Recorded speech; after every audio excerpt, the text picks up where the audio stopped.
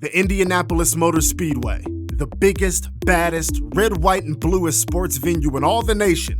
And every year when the Indy 500 rolls around, locals and out-of-towners alike marvel at its size as we file in for race day.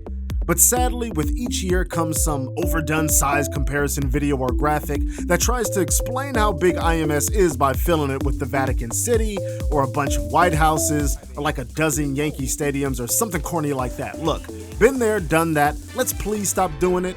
Plus, with all that space, can't we find something cooler to drop into IMS? For example, the 2.5 mile long track itself is big enough to support Millennium Falcon racing. You know, just a thought for the future in case that whole IndyCar craze ever cools off. Still not big enough for you? Well, check out how effortlessly the venue houses the USS Enterprise D on the infield portion of the golf course. Plenty of room for Picard's vessel and through traffic. Now that's roomy.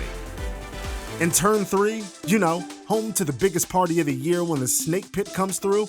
It's also big enough to handle Winterfell if the US one day becomes Westeros. Plus, both the Snake Pit and the House of Stark are pretty R-rated, so perfect fit. But so much is always said about acreage and end-to-end length. But what about height? The IMS stands are massive and the iconic pagoda stands above it all proudly. But the Eye of Sauron makes the pagoda look like a hobbit. Oh, and you, keep those hands where I can see them. He's watching you. So yeah, the IMS is a beast.